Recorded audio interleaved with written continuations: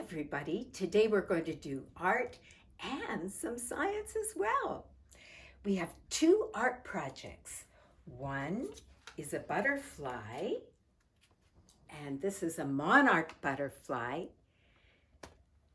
Monarch butterflies go down to Mexico every year. So for Cinco de Mayo, a Mexican holiday, I thought it would be fun to make our own butterflies and to learn a little bit about butterflies as well. And then afterwards, we are going to make something like this for Children's Day in Japan, which is also the 5th of May, the same day as Cinco de Mayo. Let me show you a real cousin of a butterfly, the biggest one in the world. This is called the Atlas moth. Can you imagine seeing one of those flying around? It's fantastic, right? And this is where it was, its cocoon, before it popped out as a butterfly.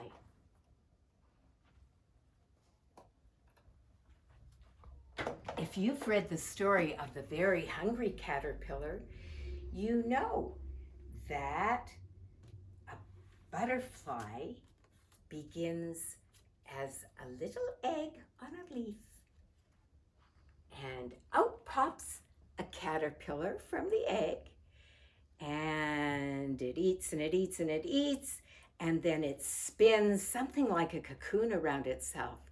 It's called a chrysalis. And then, pop, out comes the butterfly. Do you notice the colors on this butterfly? Monarch butterflies are orange and black, and I'm going to show you how to create your own orange out of yellow and red as we make this. And there's going to be black on it as well. So here it goes. This is a butterfly shape. Do you notice how one side is the same as the other? That's because I drew a shape like this on a paper and then cut it out. And there it is. Butterflies are symmetrical. It means it's same on one side as on the other. A nice way to do that with paint is to fold it together after you paint it. So here I go with my colors. Black. Oops, that's blue. This is black. We'll save the blue for another butterfly. Black.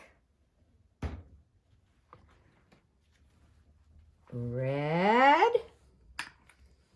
And yellow.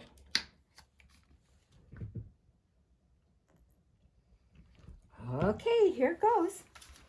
So I'll start with the lines, the black part. I'll put some black in the middle, and I'm going to go all around, all around. You notice I'm painting both sides, but then that's so I have enough paint on both sides. It takes quite a bit of paint when you're going to squish it together. Okay, and now some butterfly lines. Ooh, ooh, ooh, ooh, ooh. Oh, this is fun. Okay, but for some giant fun, watch this.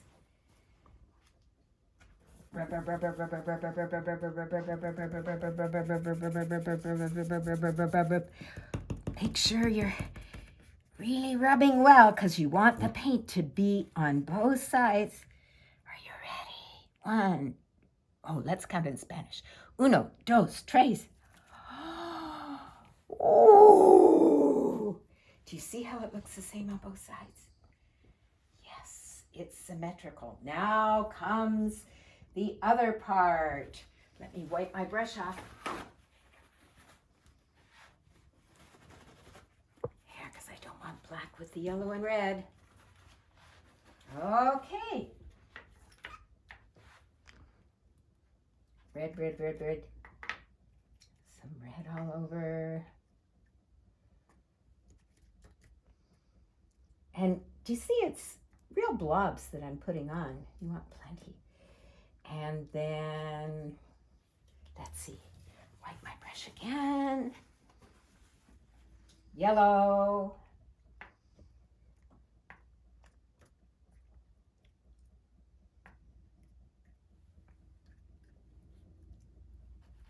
Yellow here. Okay. Now for the excitement. We're gonna tap, tap, tap, tap. Rub, rub, rub, rub. There. Ooh. A little bit came off the edges.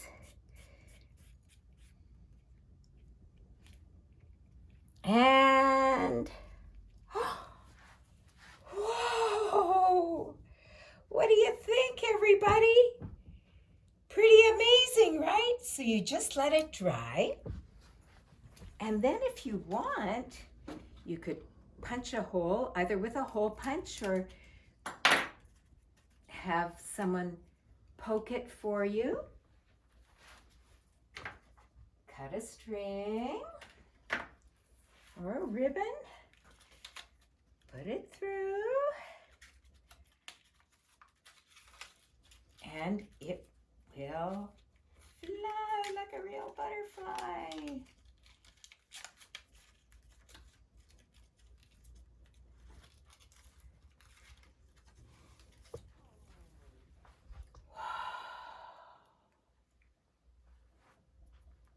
Look at that, how it flutters. It could even be a kite. You could run with it behind you. Oh, look at it. It even spins. What fun. And if you wanted, I was thinking about this, you could, when it's dry, do the same on the other side, and then both sides would be painted. That would be fun too. Ooh. Yes, very nice. It might look nice on a window with the light coming through it. Yeah. Great. So that's the butterfly. Now, let's use the same colors for a fish. I did one in advance so you could see it, so you would know how to cut it out and glue it together. But let me show you how I made this.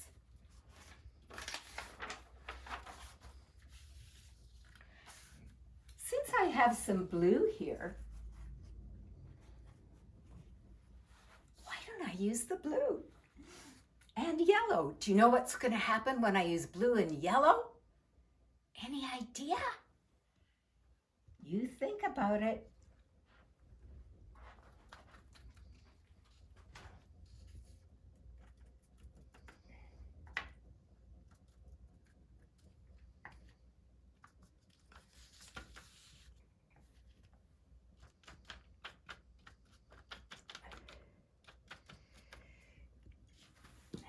Now some yellow.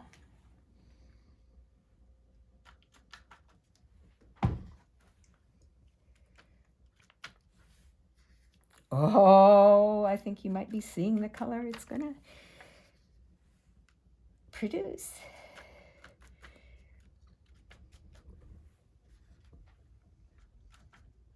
Okay.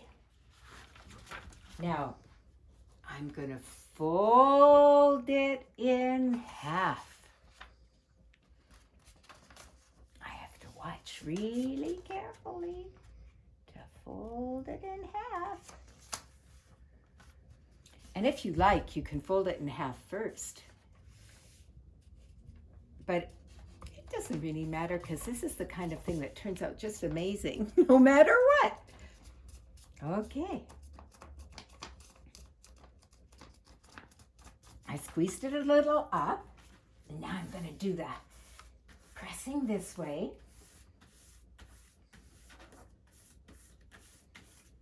And let's look.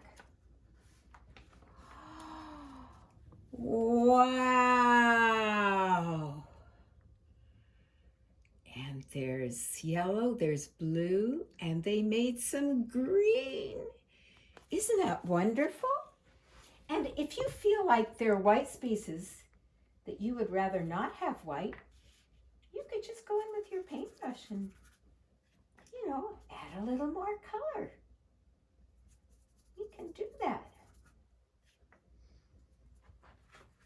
until it looks just right to you.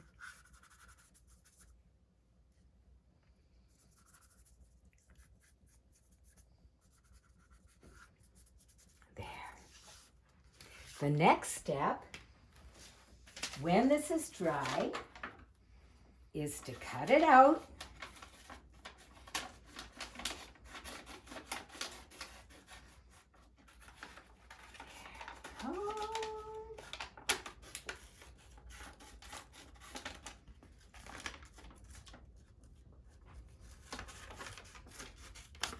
All around the edges.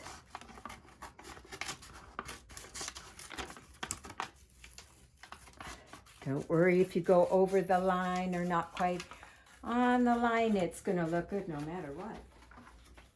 There. And now, ooh, that side looks pretty good. Time for some glue.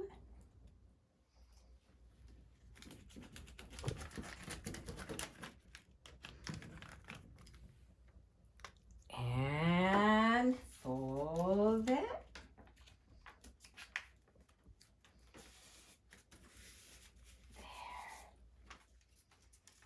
And now I need to make a hole in this one too, right? So it can become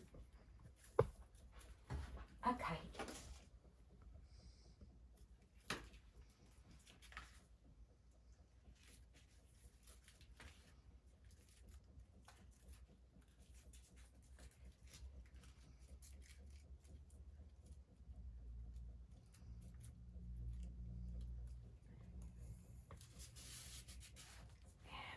There it goes. Wow, what a wonderful kite.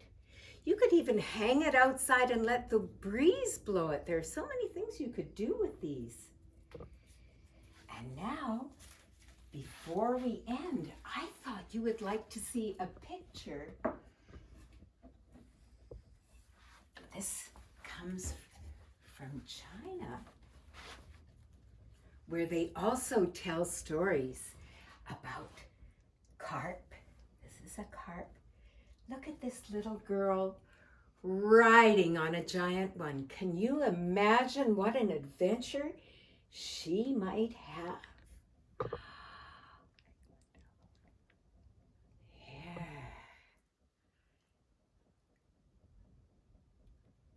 Pretty amazing, right? Maybe you'll come up with a story about that little girl and her giant carp. Well, that's it. We're done for today with our art and our science. I hope you have a lot of fun making these things.